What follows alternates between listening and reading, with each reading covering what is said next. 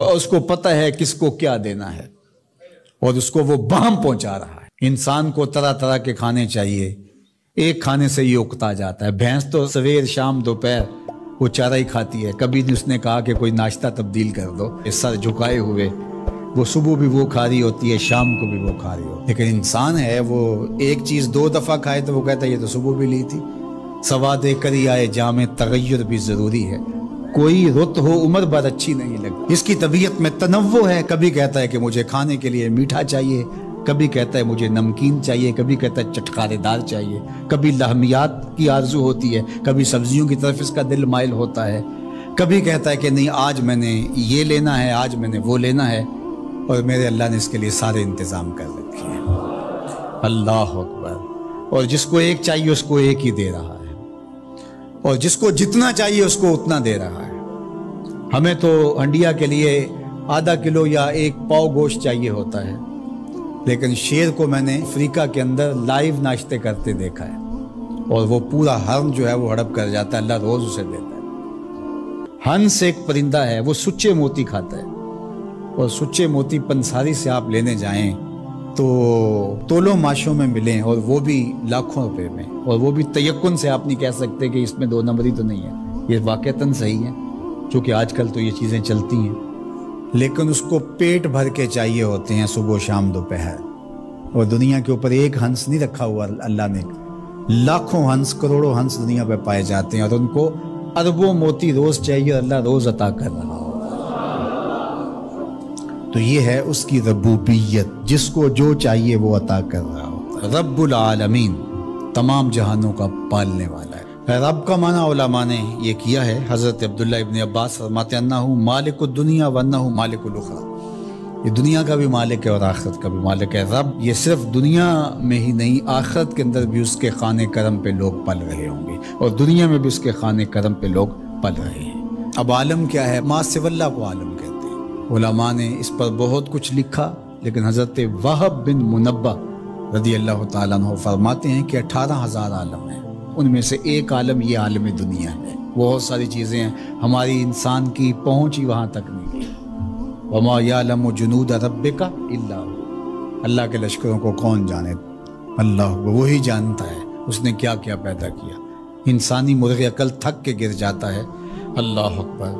تو کہا رب العالمین، تمام جہانوں کا پالنے والا۔ اچھا، یہاں رب المسلمین نہیں کہا گیا، رب المطیعین نہیں کہا گیا، رب المتقین نہیں کہا گیا، صرف نیکوکاروں کا، اچھے لوگوں کا رب ہو۔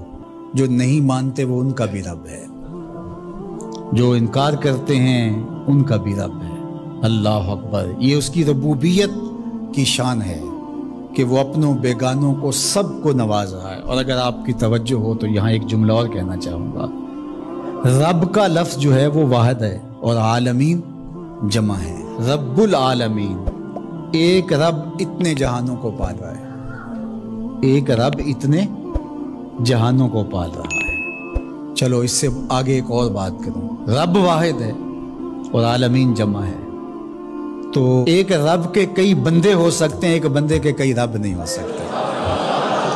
اس لیے رب کو واحد رکھا، عالمین کو جمع رکھا،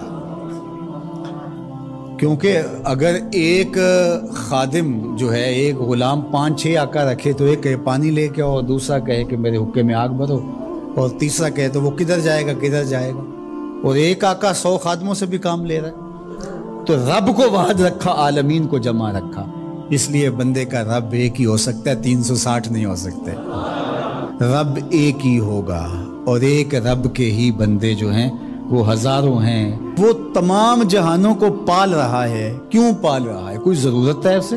جو بھی ہے، باپ اولاد کو پالتا ہے تو اس کے ذہن کے کسی گوشے میں ہوتا ہے یہ بڑھاپے کا سہارا بنے۔ شاگردوں کو استاد پڑھا رہا ہوتا ہے، اس کے ذہن میں ہوتا ہے کہ کل یہ میرے کاز میں میرے ساتھ کھڑے ہو جائیں گے، میرے ساتھی ہوں گے۔ ملازموں کے ساتھ ان کا باس کھڑا ہوتا ہے تو ان سے کام لینا ہوتا ہے، غرض ہوتی ہے۔ تو اللہ اتنے جہانوں کو پال رہا ہے تو کیا غرض ہے؟ الرحمن الرحیم، محض رحمان ہے نا، اسے کوئی غرض نہیں، وہ رحمان ہے اور رحیم ہے، اور یوں ہی پال رہا ہے۔ جو نہیں مانتا اسے بھی پال رہا ہے، اور جو مان رہا ہے اسے بھی پال رہا ہے۔ اللہ اکبر، وہ رحمان ہوا، وہ رحیم ہوا۔ ایسا نہیں ہوا کہ ایک بلی کو بہت زیادہ خوراک دے دی گئی اور وہ پھول پھول کے ہاتھی جتنی ہوگی، اور ایسا کبھی نہیں ہوا کہ ایک ہاتھی کو خوراک کم ملی اور وہ چوہے جتنی رہ گئی۔ جس کی جو فطری استعداد ازلی جو اس نے خود مقرر کی ہوئی ہے، اس کے مطابق اس کی گروتھ ہوتی ہے اور اس کے مطابق اس کی تربیت کر رہا ہے۔ خلاصہ ہے پورے قرآن کا سورہ الفاتحہ، جو سارے مضامین ہیں پورے قرآن میں وہ سمٹ کے سورہ فاتحہ کے اندر آ گئے ہیں۔ تو اس کا آغاز اللہ کی حمد سے ہو رہا ہے۔ الحمدللہ، تمام خوبیاں اللہ کے لیے۔ کسی کے اختیاری حسن پر، کسی کے اختیاری جمال پر جو ثنا کی جاتی ہے، ستائش کی جاتی ہے، اسے حمد کہا جاتا ہے۔ کچھ خوبیاں اختیاری نہیں ہوتی، غیر اختیاری ہوتی۔ اگر کسی کا رنگ سفید ہے، نقوش تیکھے ہیں اور اس کی آنکھیں نرگسی ہیں، اس کے دیگر اعضاء کا توازن بڑا اچھا ہے، تو یہ اس کا اپنا کمال نہیں ہے۔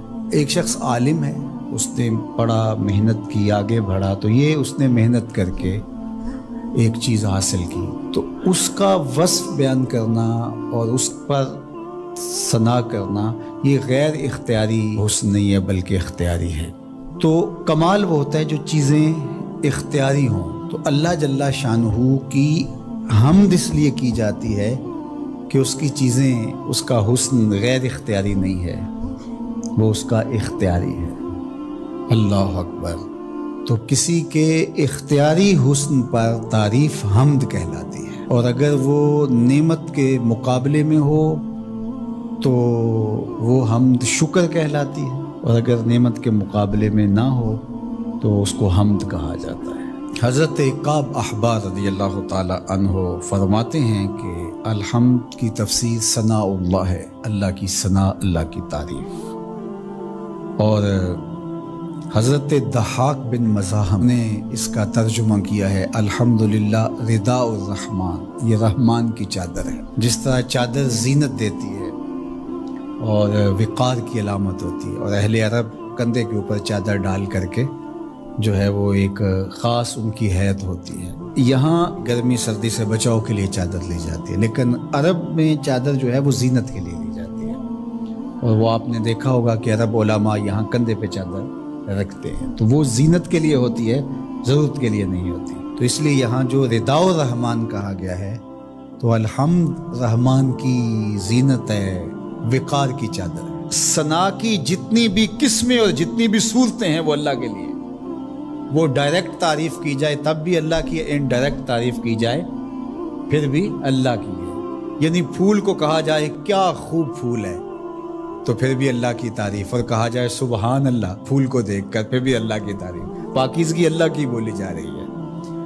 اور اگر اس کی درزوں کو، اس سے مہکتی نکلتی خوشبو کو، اس کے رنگوں کا جمال اور اس کی لطافت دیکھ کر کے کہ واہ کیا کھلا ہوا شگفتہ گلاب ہے، تو آپ گلاب کی تعریف کر رہے ہیں لیکن خالق گلاب کی تعریف کر رہے ہیں، یہ انڈائریکٹ تعریف۔ تو خوبی کی جتنی بھی صورتیں ہیں، چاہے وہ ڈائریکٹ ہو، چاہے وہ انڈائریکٹ ہو، چاہے وہ قولن ہو، رویتاً ہو، فعلاً ہو، جس طرح ہو، اللہ کے لیے ہے۔